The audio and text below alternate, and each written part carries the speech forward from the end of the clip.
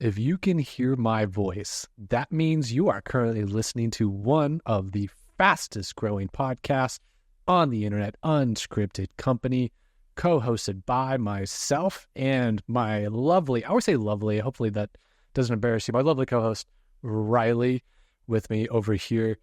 Now, a little bit of a preamble going into this episode. We are recording this Sunday night, July 14th, around 8 p.m. Central Standard Time. This won't be uploaded till right about now when you're listening to it.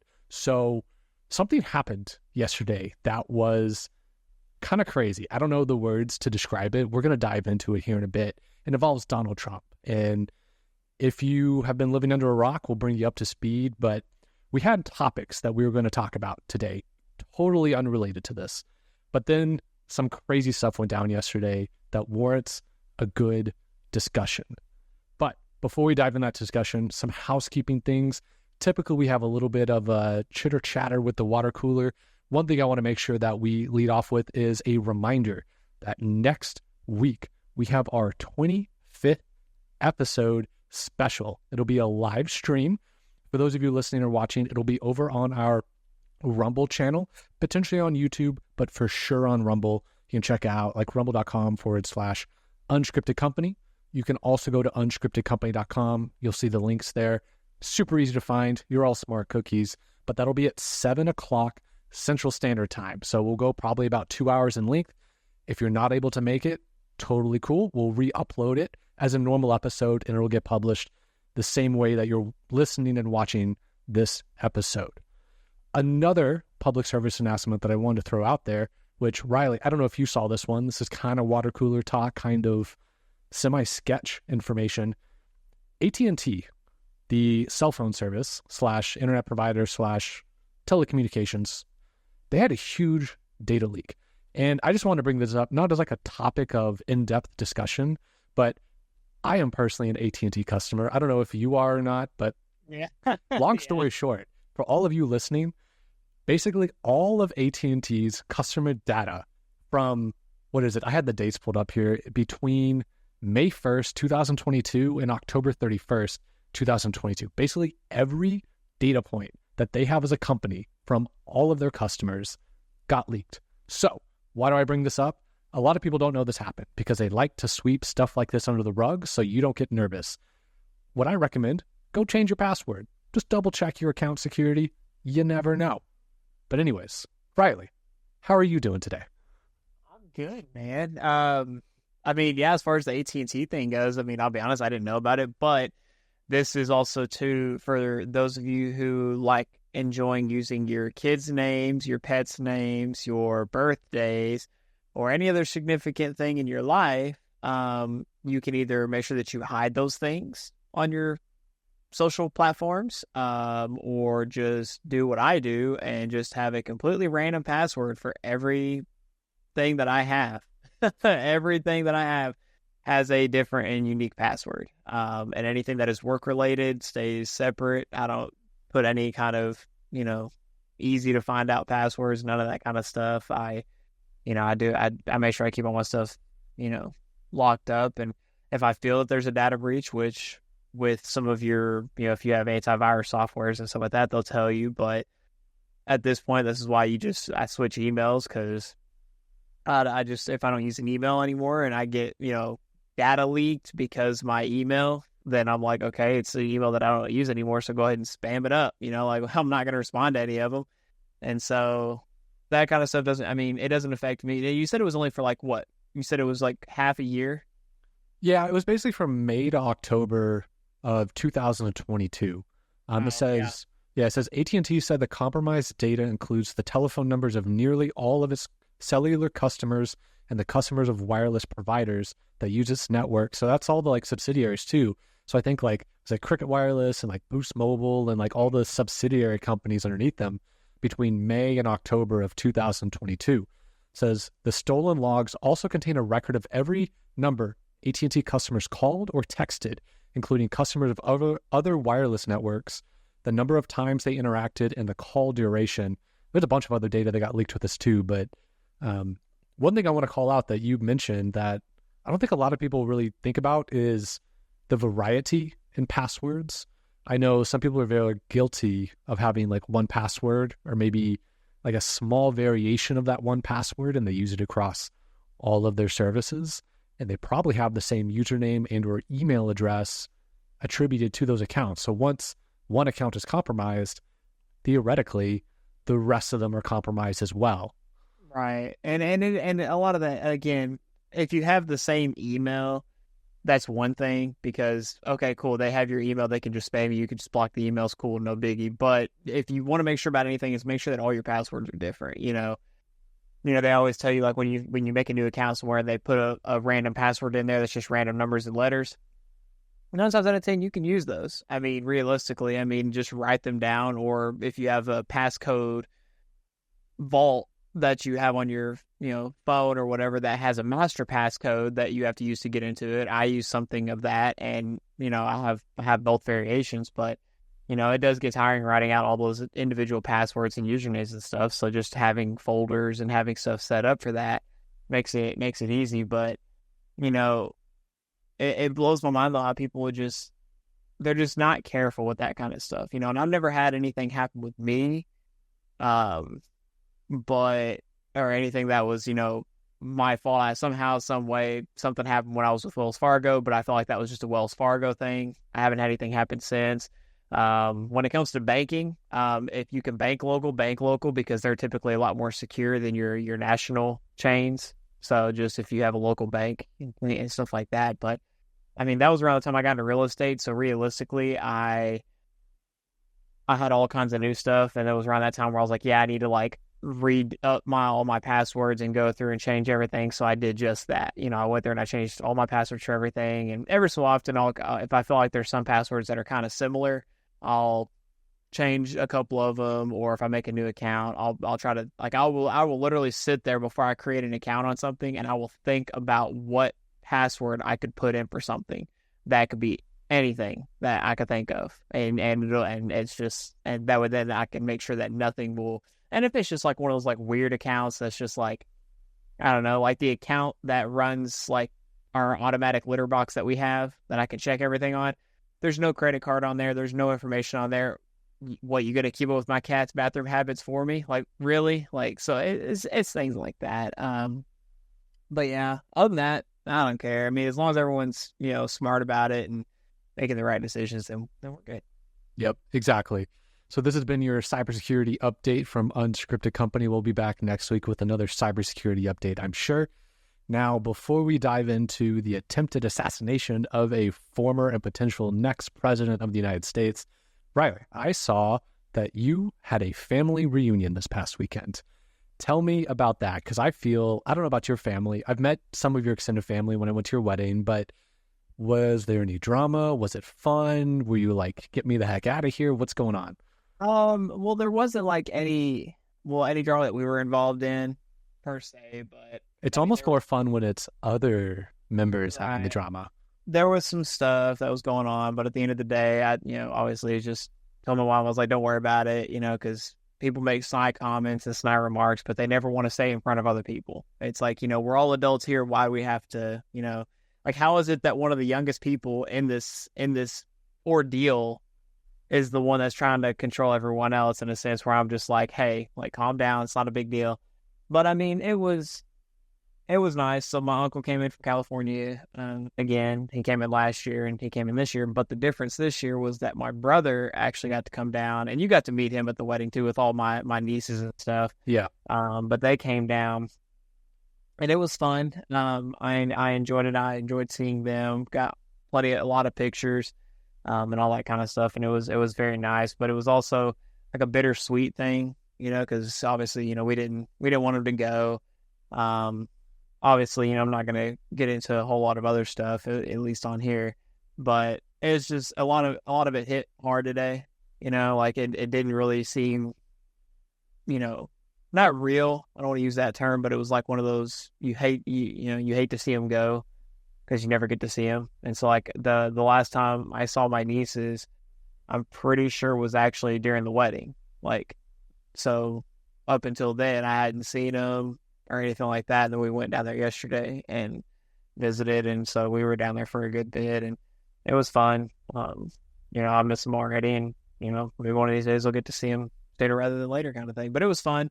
Enjoyed it. We cooked out, had some barbecue, and briskets, porks, ribs, all kinds of stuff. So it was good. Nice. No, it's kind of bittersweet because we're getting to that age of life, or that chapter of life where you don't see people as often as you used to anymore because everyone's grown up, they move away, they stay away, things like that. So kind of bittersweet in a sense. So you kind of have to learn to savor the time you have left with people, even depending on age brackets. So well, that's cool. I'm glad you got to see some folks over the weekend. Was it like, so it's Sunday as of recording, was it like this weekend that you saw them, or? Yeah, so we went home, we drove home. We left at like 7:30 yesterday morning because, like, I obviously, this being a bigger ordeal, I was like, I want to get as much time with them as I can. So I woke up at like 6:30. We left here at 7:30 and got home by like 9:30, 10-ish, give or take, and we were there till like 8 o'clock. So we were there for like 10 hours, 10, 11 hours, and we didn't get home till about 11, a little bit after 11 last night. So worth it. It was, like I said, I enjoy seeing them. Funny enough, my oldest niece actually watches the podcast. I actually got her, she didn't know what Rumble was. She watched it on YouTube.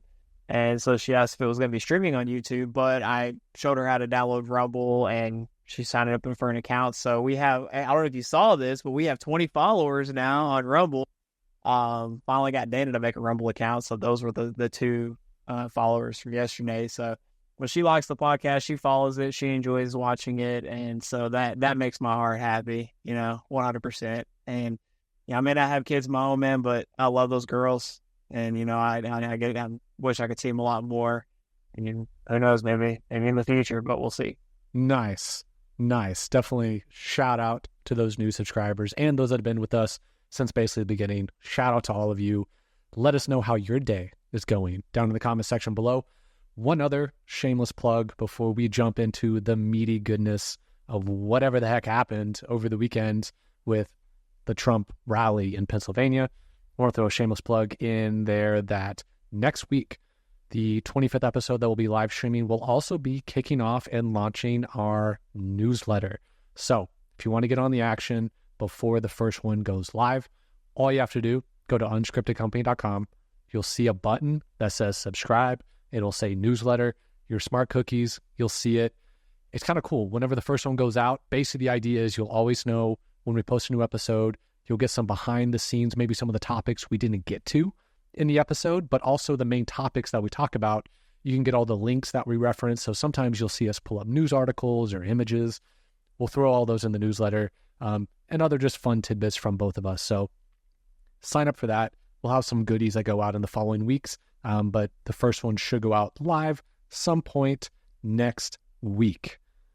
Now, Riley, the reason I'm wearing these sunglasses, some major nonsense went down this weekend. Let me ask you. So I know I had a friend text me basically when it happened, because basically most people knew this was happening via Twitter or X because it was just real-time news. It was happening. How soon did you know? Did you know because I messaged you, or did you see it ahead of time? I'm more just curious about like how quick a lot of people have picked up on the fact that we had an attempted assassination of a former president. Right. And funny enough, I didn't even know what was happening. So I was outside with my brother, and then you texted me. And so I went inside and told my dad, but when I went inside and told him, he already had it on the news station watching it. Nice. And so we went there and we watched it, and we're watching it on Fox News. And so for anyone listening, when you watch a news station, don't just watch one news station, go watch a few different ones, because people are going to be saying different things. And so you want to make sure that you have all the context before you form an opinion of what happened. And so we were watching on Fox News, and I was like, I wonder what CNN is saying right now, because obviously those are two separate entities and two different opinions. So I was like, I wonder what they're saying.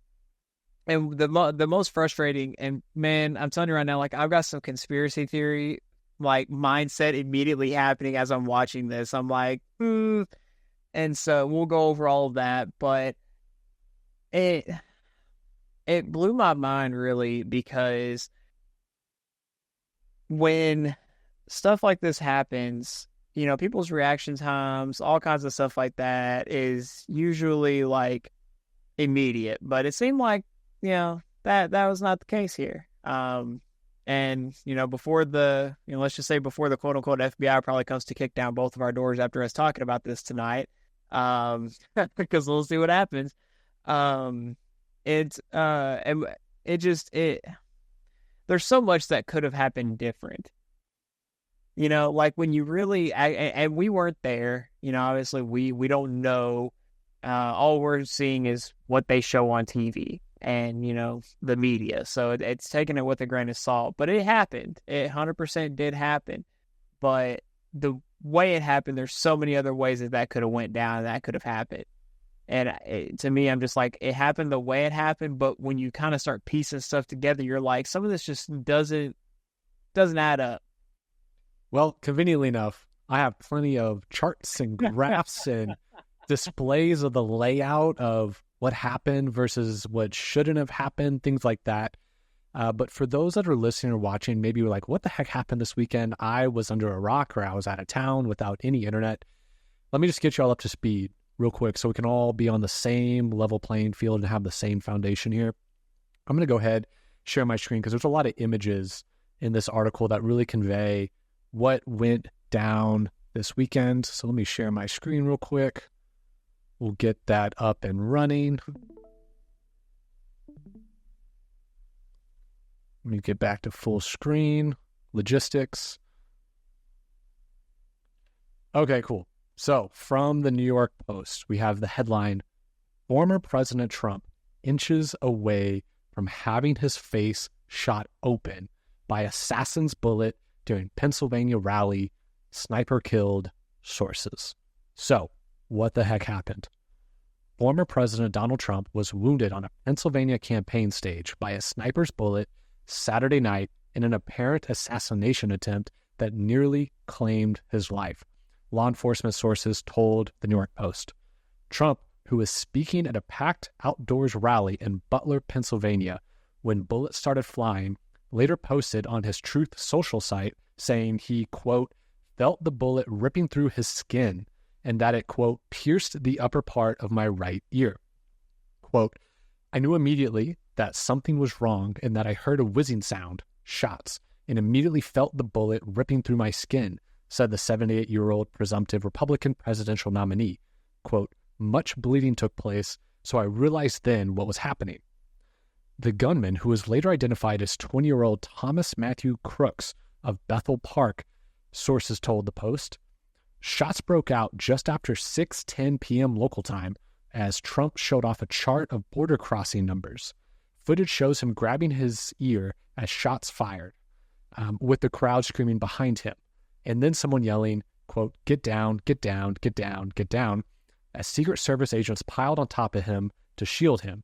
And for those of you in Videoland, you can see the images here of Secret Service kind of, being human body shields, doing their job, protecting the former president. The one wild thing, not the one wild thing, there's a lot of wild things, but I think the most fascinating thing that will go down in the history books, the photography that came out of this event is absolutely wild. Right here on the screen, and I'll zoom in on this just in case it's too small. This photo right here, there's two photos very similar, one with his mouth open, one with his mouth closed, with his fist up. You see the blood like going down his face. You see the Secret Service around him. You see the American flag in the background. Like, not to be hyperbolic here, but this screams like America. If you're gonna vote for anybody in November, this is a very powerful image that I think is going to go down in the history books for better or worse. Like, when I see this, and maybe I'm exaggerating a lot here, I don't know, but I think an image like this goes down in the history books like the firefighters on 9/11, the Iwo Jima flag during World War II, like these very iconic photographs. I feel this is up there in that category. Now, albeit different scenarios, a lot less lives lost in the scenario that the photograph is from, but a powerful photograph, to say the least. The article goes on.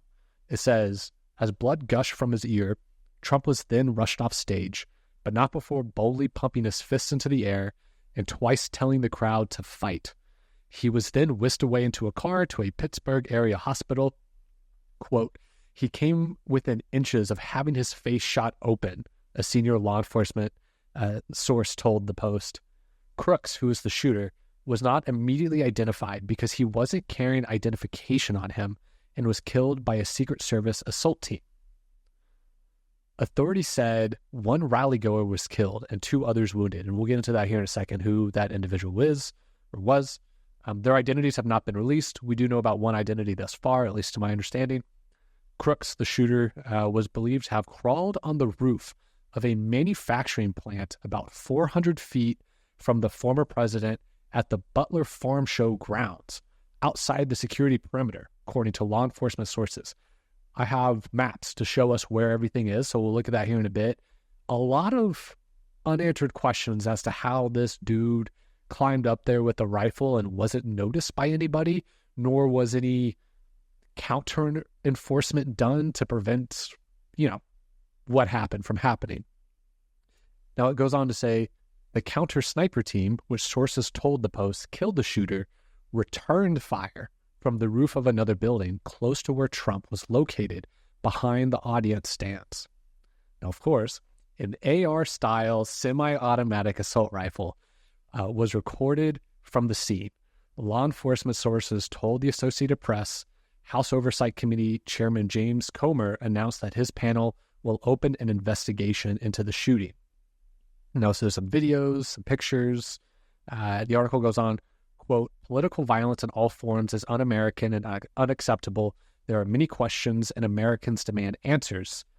He said, one Trump supporter told the BBC that he spotted an apparent sniper armed with a rifle on the roof of a building outside the security perimeter of the rally. The witness said he and his friends who were hosting a party outside the rally tried to alert Secret Service and then watched the man open fire 5 times. Video that is reportedly from the scene shows the gunman dead on the roof of the warehouse with Trump supporters gathered around. I'm not going to show all the videos just because some of them are legit, violence, and just want to be respectful of those watching. But if you're curious, just go on Twitter or X. You can find videos of what went on here.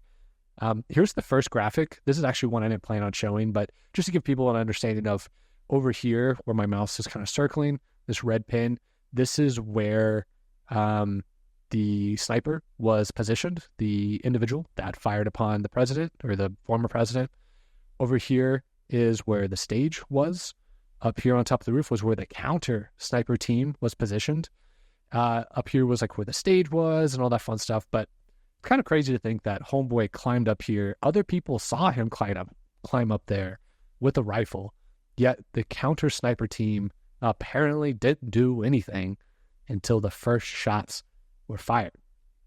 I'll pause right there just to get your initial thoughts, Riley. What are your thoughts? What are you thinking? What's your first take on this situation? So I was trying to find the same article that I was reading on my phone earlier, but I can't find, I even looked up the same thing, but I can't find it. But needless to say, I'm going to read this off because you mentioned something about how, actually twice, how nobody noticed this man climbing up there. Well, the thing is, though, it says in this article, this is on CBS News. Let me find it real quick. And while you find that, I'm going to pull up a graphic real quick. Let me share my screen. Beautiful. Yeah. A man who was at the rally said that soon after Trump started speaking, he saw a man bear crawling up the building. We're pointing at the guy, said the witness named Greg, adding he had a rifle. You could literally see him with the rifle. He told the BBC, I don't know what that means, that he and others told the police and were pointing him out to U.S. Secret Service agents, and he estimated that the man was on the roof for 3 or 4 minutes before shots were heard. Okay. Other witnesses told the CBS Pittsburgh station that they also saw the gunman and tried alerting officers before the shooting. Obviously, this is going to probably tie into what we're probably going to discuss here in a bit. But how can you? There are snipers on that one building that are watching over this whole entire thing. Okay, from some of the stuff I heard too is they saw him on top of that building. Yes, they saw this man, and it's like, okay, you're not like. First of all, how did he? Because usually when you have events like this, you don't just have that immediate area secure. You're usually securing like at least like a few buildings away, like making sure everything's good. And he somehow just got up there. Yeah. You know? I think that's the part that baffles me the most is, and there's videos out there of the interview between BBC and the individuals that were throwing that party that saw him climb up there with a rifle and bear crawl. If we look at this graphic, he's only 130 yards away from this event. Like, not that far away. Plus, he's on a rooftop. Quasi very visible. Like, in the grand scheme of things, like, not the best place to be, like, in disguise for doing this, you know? Like, if you're part of the counter sniper team and there's a building, a large building next to where, you know, the former president is having a rally, and it's got a pretty bright colored roof. Like, you think you would see dark objects like a human moving around on there. Now, context, just because, get the legalities out of the way, everything Ryan and I are saying is speculative. This is not from a journalistic perspective. We're probably going to get some things wrong. We'll get some things right. Of course, as always, do your own research. Think for yourself. But I think there's a question to be asked here, because I've seen this as well. That Secret Service, the counter sniper team, saw him and was not given the go-ahead to take him down until shots were fired. That makes me think one thing and one thing only, and I think JFK knows what I'm talking about. Well, so I had two theories that I was thinking about in the beginning of this. Okay, when I first saw this going down, and it was one of two things. One, the Republicans staged this. They hired him to come up there, and to be fair, if the Republicans hired him and put on this stunt, just saying speculative, they could have done a better job at the acting. Okay. Wait, so do you think that it's possible that they wanted this to happen? Like, they wanted him to miss, but just to, like, graze an ear? Well, hold on now. Yeah. So we'll put it like this. If I disappear between now and next week, you all know what happened. The government came and took me away. I know too much. Just saying, but Unscripted Company, we're just talking about it here. All jokes aside, but to me, so first off, the snipers knew. They saw him up there. The police knew. They saw him up there. And I know they have the whole rule, like, we can't engage until we see something happen. But at the same time, isn't almost every cop in the country all about engaging before they see a crime happening and trying to, you know, question people before a crime actually happens? Just saying. I know a lot of cops tend to do that. But the Republicans staged this, orchestrated this. Obviously, he would miss.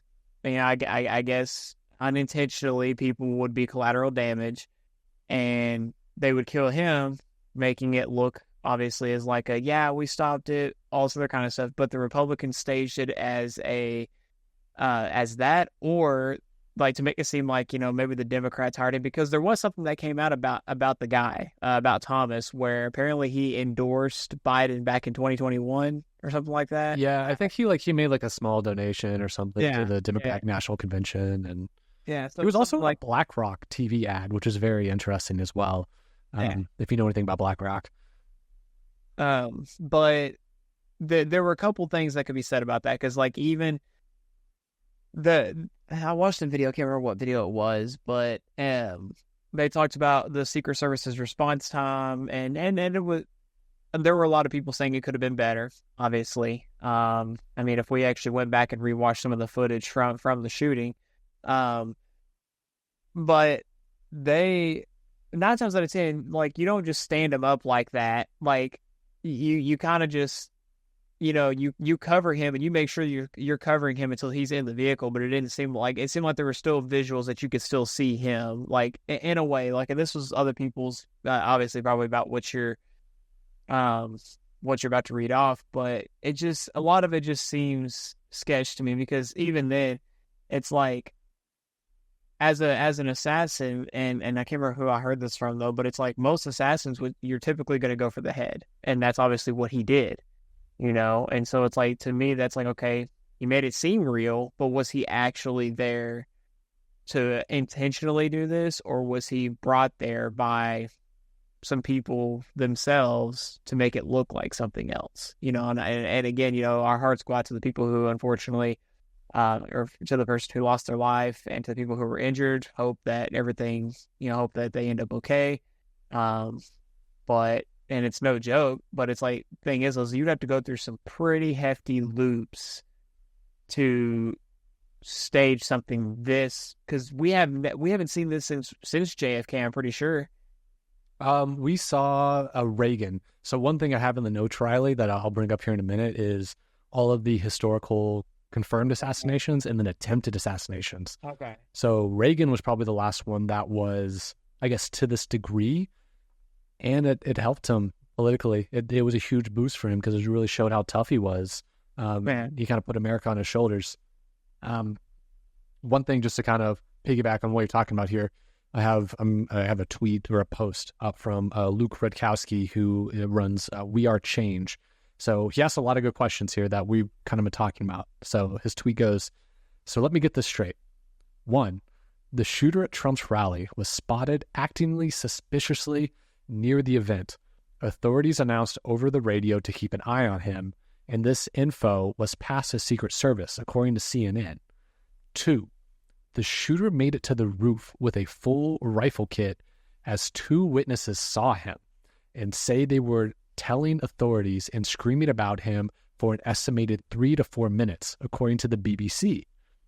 3, a standard sniper spotter team tasked with covering such a critical direction waits an estimated 42 seconds after looking directly at the shooter, allowing him to take 5 shots at Trump. There's a video of it, which we can look at if we want, but it's the video that's... A lot of these videos have been circulating. Number 4, the Secret Service decides it's okay to keep Trump on stage for an extended period of time where he's able to face and actually address the crowd with an active shooter. Number 5, the Secret Service didn't think of securing the high point and advantage area over the event. Yeah, what do you think really happened here? My short take on it, I think this is very similar to, there is, dare I say, the deep state. In this case, I'll use the CIA point blank. I think the CIA and or the FBI wants this guy gone. Now, do you think that has something to do with like the recent things that have been coming out about those specific entities and the regulating them and making it to where they can't do certain things? Because I mean, they are technically federal entities, but there's a lot of things that goes on behind the scenes that obviously we can't comprehend and we don't understand. But if I'm not mistaken, I know that the Project 2025, all that, I think that has a hand in trying to regulate more of those entities as well, if I'm not mistaken. I could be wrong on that, but to me, there when you look back through history, and obviously, you look at some of and again, we'll get to them here in a bit, but look at the previous assassination attempts and or, assassinations altogether. Like I said, the acting could have been a bit better if this was staged 100%, because there's just there's so many unanswered questions. And let's be honest here, the media is only going to tell us either as much as they know or what they think we should know. Even if they have the whole story, they're not going to tell us the whole story because they don't want us to know the whole story. And so what do? Well, it's up to us to find out what that story is. And Unscripted Company's on the job, guys. Yeah, no, you're spot on. Out of curiosity, when you say you think it's staged, like, are you thinking like Trump's involved in that staging? Or are you saying that someone else is staging it to take him out and it was just a missed shot kind of a thing? I'll be honest. I don't know. That's the thing. Like Trump's reaction, his reaction has always been how he is. You know, like it's a Trump reaction. You know, like he's always kind of like if something bad happens, he's always like this. And keep in mind, everyone, his ratings are about to go through the roof. Like 100%, his ratings are about to go through the roof if they haven't already. But his reaction is either like yeah, they legitimately try to take a shot at me and they missed. And this goes back to what he said back in 2019 when he was like, no, 2016, when he was like, they don't want me, they want you, I'm just in the way. And they actually tried taking him out, and here we are, you know? So again, it's not to say that who knows, maybe he didn't even know anything about it. Again, it's like all this other stuff that like the Project 2025 stuff, he doesn't agree with it, but that's what they're wanting to do if he gets reelected. Maybe he didn't know anything about this and they just tried doing it. Or other theory, again, the Democrats are really like, hey, we got to do something here. Like, and that's not to be taken lightly, but there's a whole multitude of things that because of what we've seen, not even just this year, but in the past 4 years, and all the things that have been literally, you know, both sides bickering, arguing, fighting each other, and we're getting stuck in the middle of it. But now you have a legitimate issue on our hands where a former president, again, possibly the new president, was almost assassinated. And, you know, and the thing is, there's people out there that are tweeting about it. I think there was a Republican representative that came out, and I think he just got arrested or something like that for saying this, but he was like talking about how they should have done a better job or something like that. I can't remember his name, but I saw the article on Twitter earlier. But it's like, look, say what you want about the man, say what you want about Biden, say what you want about any of them. You know, again, your First Amendment right is your right to free speech, but it's not fun when someone almost loses their life over an election. Like, it is just an election, people. Like, yes, I get it. Our country's fate is in the palm of their hands kind of thing. I get that, but it's not worth taking somebody's life over. Yeah. No, just to piggyback, I was going to go into some headlines that mainstream media have, but one thing I want to make sure that I get out there for those listening or watching is some context about who did lose their life that day. Because while that scumbag was going for Trump's head and clearly missed, someone did lose their life that day, and it was kind of tragic, the backstory on this individual. His name was Corey Comparator. I might be butchering the last name. I haven't heard anyone say it out loud yet, but Corey Comparator of Buffalo Township in Pennsylvania. He was, his last act on planet Earth was actually shielding his daughter at the event from the bullets. And unfortunately, he lost his life because of that. It says, the Pennsylvania Trump rally claimed the life of my brother. This is a social media post from this gentleman's sister. It says, the Pennsylvania Trump rally claimed the life of my brother, Corey Comparator. The hatred for one man took the life of the one man we loved the most. Quote, he was a hero that shielded his daughters. His wife and girls just lived through the unthinkable and unimaginable. This guy was also a former fire chief of Buffalo Township too. So not only was he just like, you know, your average Joe, he was also a former public servant. So it's crazy to think that, you know, you think you're in a safe place and stuff happens, you know?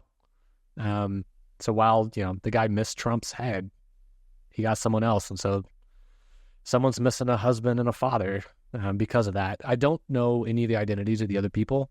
That might be released by the time this episode uploads. So for those of you who are curious, you could probably very easily find it in the headlines if you wanted to. Very briefly, though, let me go back. A lot of people have been posting the headlines from the quote-unquote mainstream media because they were kind of ludicrous, I guess, for lack of a better term, because, well, I'll just read them off for you here. I also have them up on the screen, so for those of you in audio land, look at the video real quick. From CNN, headline, Secret Service rushes Trump off stage after he falls at rally. The Washington Post, Trump escorted away after loud noises at Pennsylvania rally. MSNBC, Secret Service, Donald Trump safe after popping sounds heard at rally. The New York Times, Trump rushed off stage after chaos at rally. And it's really kind of funny, comical, I guess, because the gentleman, Sean Perry, who collected all these screenshots and posted them, he had a quote from Mark Twain.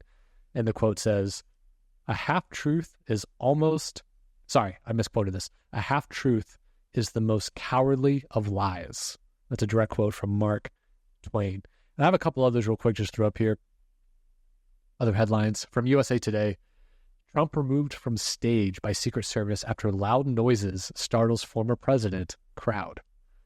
Another one headline says, accident as Trump falls during rally. And lastly, Secret Service rushes Trump off stage after he falls at rally. How do you get away with putting a headline like this when there's straight up videos out there? Like, that's a great question. And I think a lot of companies get away with things in digital media.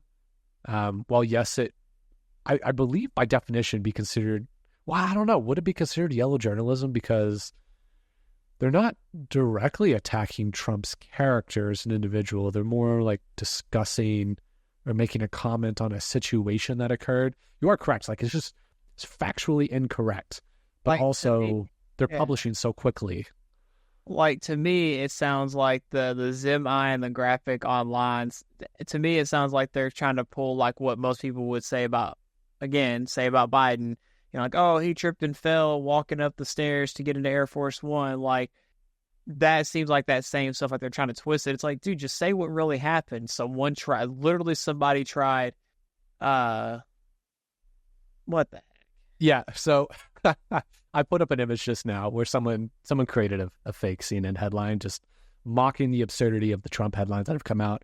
And so this is a fake headline from CNN. It says, JFK falls really, really hard at rally in Dallas.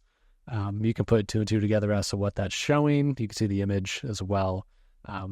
That's basically what's being reported out there is when someone falls really, really hard, it's really code for something else.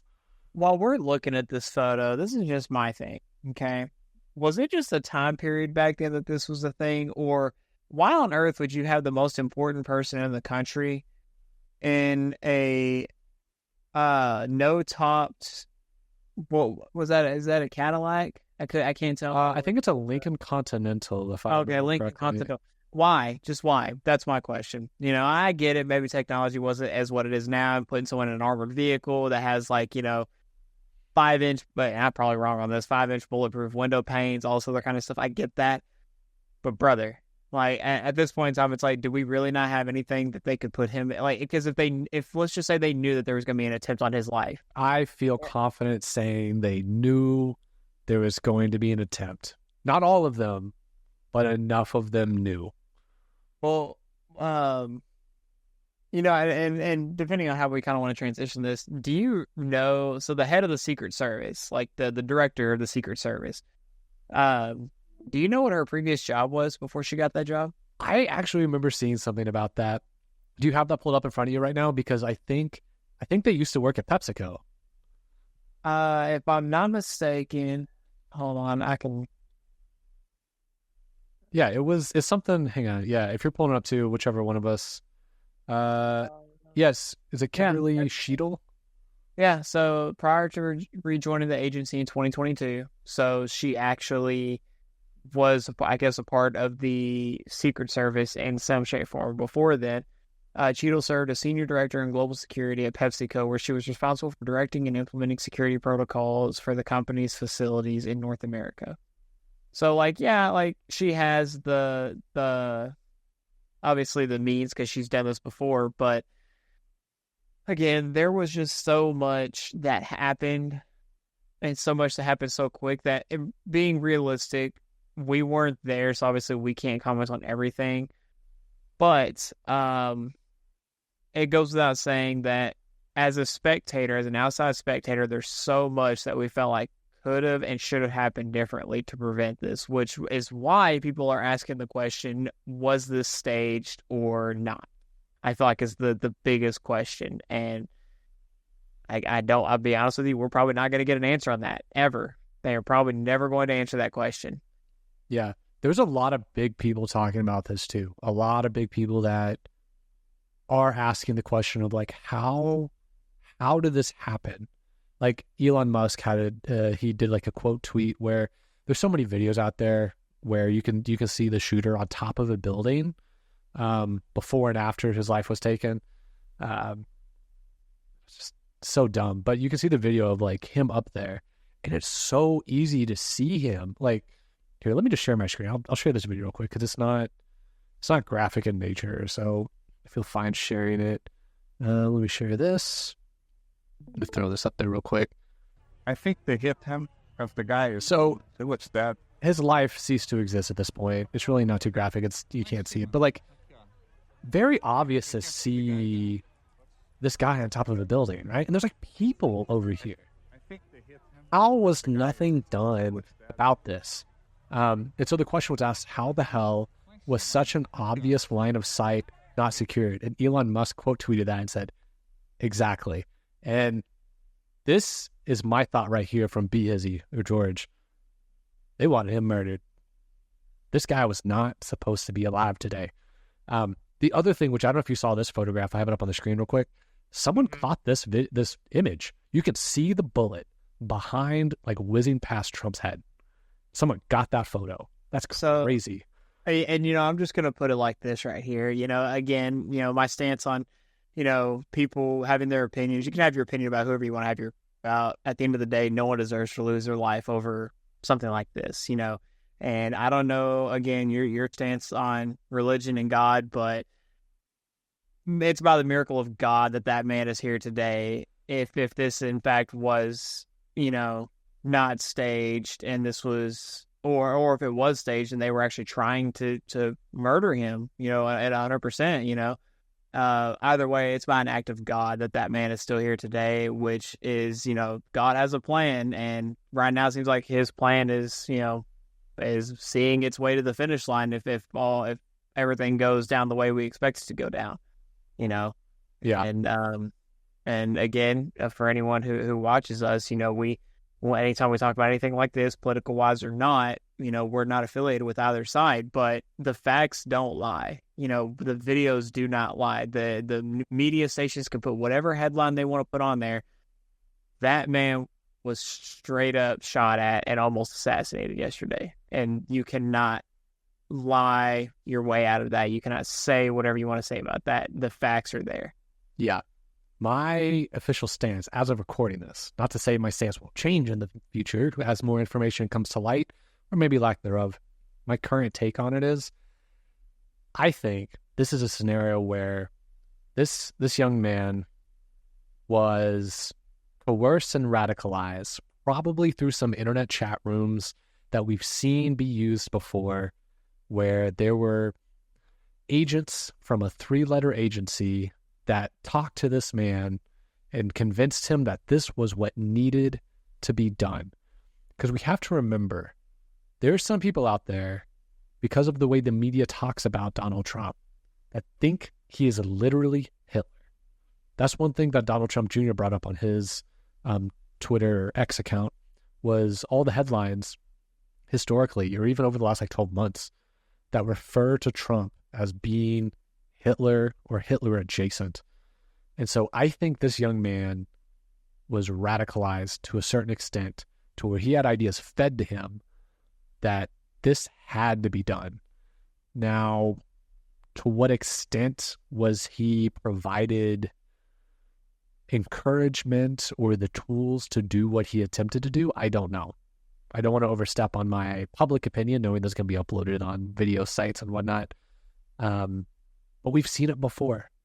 We've seen scenarios like this before. Not so much with an attempted assassination on a president, but we've seen where 3-letter agencies interact with people and get them radicalized and get ideas planted in their head And basically, it's an entrapment scenario. There's countless scenarios where a 3-letter agency will entrap somebody to get them arrested and pat themselves on the back for saying, oh, good job, you stopped a terrorist, but also you created the terrorist at the same time. So not to say that this individual acted alone, but to me, saying this guy acted alone is like saying Lee Harvey Oswald acted alone. I think it's bullshit. Pardon my French, but it was funny though. Or I don't want to say it's funny, but like, so kind of go back to the article where they actually talk about how they identified who the shooter was, talking about Thomas. And these are what his former classmates and teachers all came out to say. Former classmate Jamison Myers, a member of the school's varsity rifle team, told CBS News that Crooks had tried out for the team freshman year but did not make the junior varsity roster and did not return to try out for the team in subsequent years. He called Crooks a nice kid who never talked poorly of anyone, and he said, I never have thought him capable of anything I've seen him do in the last few days. Fellow classmate Summer Barkley told CBS Pittsburgh reporter Megan Schiller that although Crooks wasn't popular, he still had a group of friends and was a good student, beloved by teachers. She said she didn't see any red flags that would lead her to believe he would do something like this. Mark Sigafus, who graduated with Crooks and sat near him in class, told CBS that while it was possible Crooks was bullied in school, he never personally saw it happen. Sigafus described him as smart, friendly, and frequently engaged during class. Definitely nerdy for sure, but said he never gave off that creepy, that he was creepy or like a school shooter. He seemed like he wouldn't hurt a fly, he said. Another classmate, Jason Kohler, had said had a somewhat different view, telling Schiller that Crooks was a loner who was bullied relentlessly for his appearance and wore camo hunting outfits in class. He said Crooks would often sit in the cafeteria alone before class. He also said Crooks was very COVID conscious and wore a surgical mask along after they were required. Crooks graduated from the community college of Allegheny County in May of 2024 with an associated science degree in engineering science. A spokesperson for the college confirmed to CBS News. Crooks also worked at Bethel Park Skilled Nursing and Rehabilitation Center as a dietary aide, according to the facility's administrator. He also had a membership at a nearby gun club for at least a year. Bill Salito, the president of the Chariton Sportsman's Club in Chariton, Pennsylvania, told CBS News that Crooks was a member. We can confirm that Mr. Crooks was a member of the Sportsman's Club. Beyond that, the club was unable to make any additional commentary in relation to this matter in light of pending law enforcement investigation. Salito said in a statement, obviously the club fully admonishes the senseless act of violence that occurred yesterday. A law enforcement source noted that at the time of the shooting, the gunman was wearing a shirt that apparently read Demolition Ranch, a popular gun-related YouTube channel with over 11 billion subscribers. I've never heard of that YouTube channel before. I do watch gun YouTubers, but I only watch like the very highly reputable ones that obviously, actually follow news stuff like this and actually care about gun safety and stuff like that. Yeah, there's a lot of good firearms creators out there. But here's the thing though, shooting up anything if you were bullied is never an excuse. There's always other ways to handle it. Don't get me wrong, like I was bullied in high school, and even middle school. I never once thought of going to get a gun and just blasting everybody away. That never occurred to me at all. I mean, yeah, it sucked. I hated high school. I was glad to be out of there, but at the end of the day, things like this happen.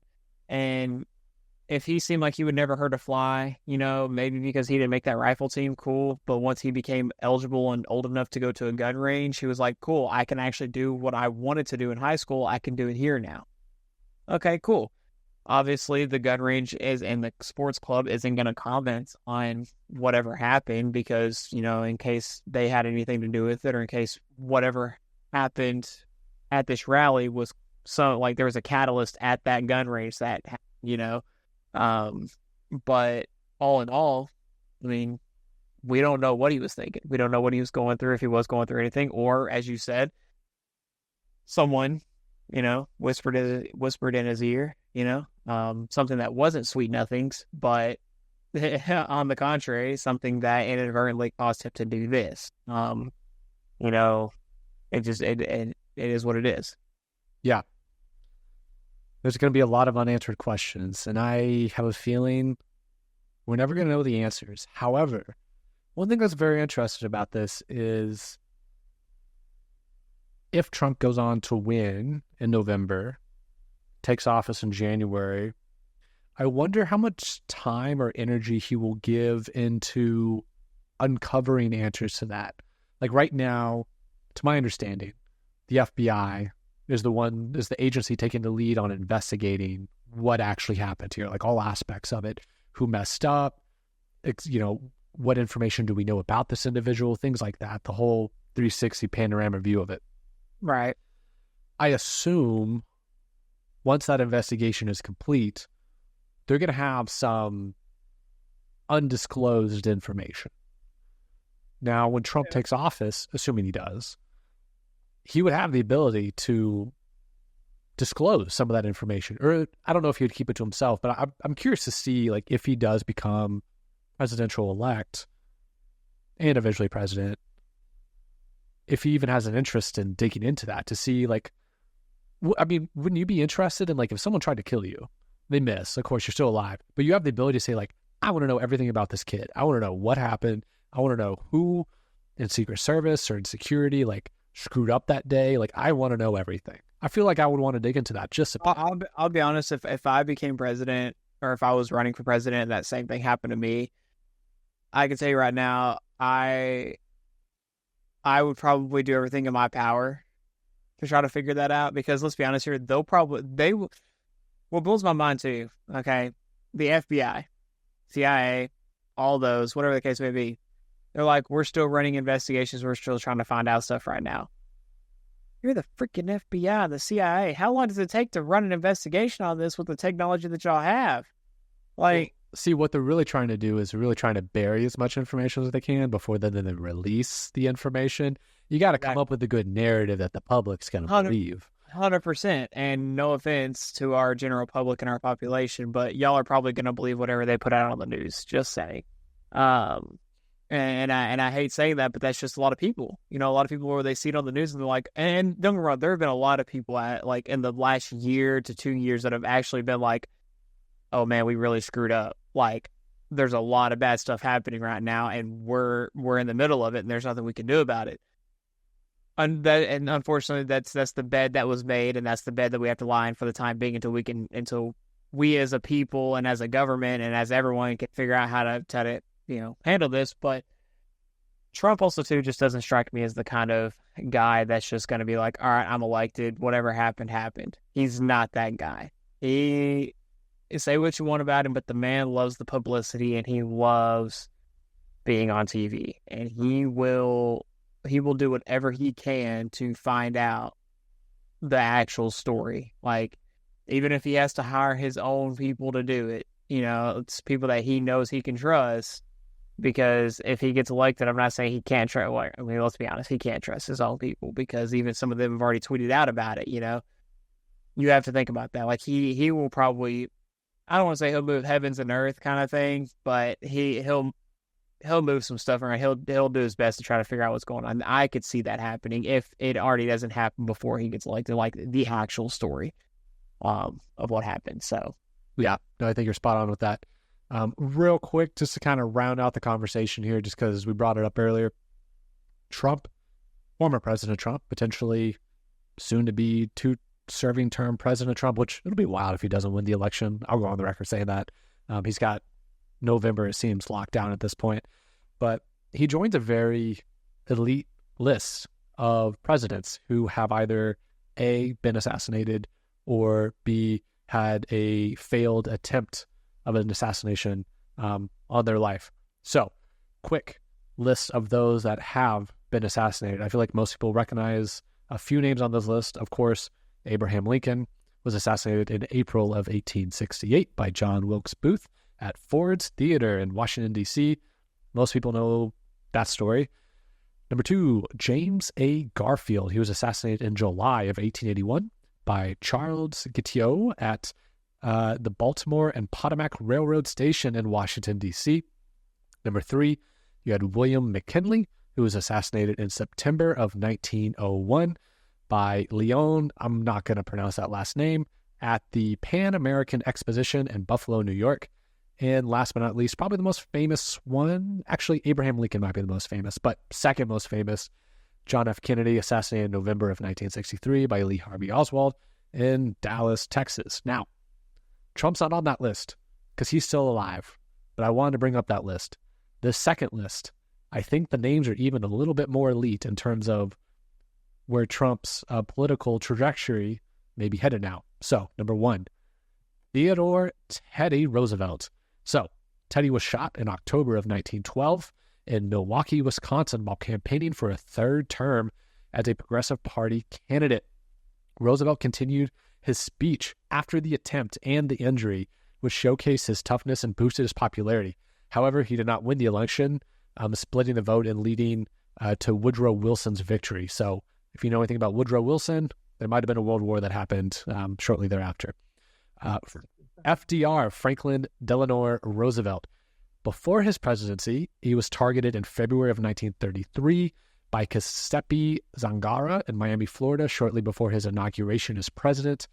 FDR was not directly injured, and the event did not negatively impact his popularity. His handling of the situation, however, helped him as he entered the presidency, making him look even more strong and tough in the scenario. Number 3, you had Harry S. Truman. After his presidency, he faced an assassination attempt by a Puerto Rican nationalist, I'm not going to pronounce his name, in November of 1950 at Blair House in Washington, D.C. At this time, Truman was already president, and the attempt did not affect any ongoing campaigns, though the event had little lasting impact on his popularity. Honestly, I had no idea until I looked this up that Truman even had an assassination attempt on his life. Last but not least, the one that a lot of people still remember to this day, Ronald Reagan. Shortly after being elected, he was shot March 30th, 1981 by John Hinckley Jr. in Washington, D.C. Ronald Reagan's survival and his display of strength and humor during recovery boosted his popularity significantly. It contributed positively to his public image and helped in his re-election campaign in 1984. One thing I didn't include on here that I found, and I'd seen this video before too, he was speaking in Berlin. I don't remember if this was before or after the wall fell. I think it was before. A balloon had popped out in the audience, and that. Reagan having that quick wit. He was like, "You missed me," or something like that. He had like a quick one-liner of like, "You missed." But yeah, now Trump is on this list with names like Ronald Reagan, Harry Truman, FDR, and Teddy Roosevelt. I will say FDR and Truman have a world war under their belt. Ronald Reagan brought down the Berlin Wall, and Teddy Roosevelt was just an all-around badass. So he's on a very unique list of names that will, they're etched in U.S. history, to say the least. I just, the fact that, and just so that people also know too, I mean, like, even though some of these assassination attempts have boosted some of their ratings, doesn't necessarily mean that they've won. So again, still completely up in the air. We're only halfway through July. We haven't even hit the conventions yet. We have no idea. And until further stories develop, and this may be something that we may touch on for weeks to come, like in the water cooler, just to kind of see, just give a minor update and just kind of go from there. But so far as everything's happened, I mean, there's no denying that it's gonna be good for him and his party. Now, I thought what was interesting though is how this immediately following this happening, like actually at the exact same time that this happened, Biden comes out and is like, "We're gonna do a in-depth personal investigation into this and stuff like that." It's like, no, you're not. It's like they're out there telling you to say this so that you can try to get some brownie points or something. I'm not saying he doesn't care at all, but let's be honest here. It's a presidential race, and every party's going to do everything they can to do whatever they can. Not to say again that this wasn't actually real, but that I've seen our government do some crazy things, just in the last 4 to 8 years time, like in total time. So it's like, you just be mindful, people, followers, viewers, subscribers, whatever the case may be. Anyone who's not any of those, just, keep your ears open, keep your eyes peeled. You might come across some stuff that nobody else has, and just be mindful of it. And again, our hearts go out to the ones who were injured and the ones who, the gentleman who lost his life, and our hearts go out to their families as well. So just, we'll just have to see what happens realistically. Absolutely. And just to leave those of you who are listening and hanging out with us today with a little tidbit, if you really want to know how far your government will go to control the situation, I'll give you two that you can go look up right now and blow your mind if you didn't already know about these. The first one, Operation Northwood. Look it up. It'll blow your mind. Number two, this one's a little more popular nowadays, Operation MK Ultra. Those are the two. There's a lot more out there. Trust me, I can give you a lot more little nuggets if you ever get curious. But for now, I'll leave you all with two little ones out there, Operation Northwood and Operation MK Ultra. If you want to know how far your government will go, that will give you all the information you need to know. Until then, next week, reminder, we have our 25th episode. I was about to say anniversary, our 25th live stream episode over on our Rumble channel. Go check it out. We'll be there hanging out for 2 hours. We'll have some fun goodies for everybody. It'll be a fun time. We're going to have as much fun as we can over there. Looking forward to seeing you there live. We'll interact with the chat, all that good stuff. Also, we have merch, and we'll talk about it more on the live stream. But if you just go to unscriptedcompany.com, of course, the newsletter's there. You can sign up for that early. But look at that beautiful hoodie that Riley's wearing. I got one too. My mic's in the way, kind of blocking a little bit. But if you want to get some Unscripted Company merch, check it out, unscriptedcompany.com.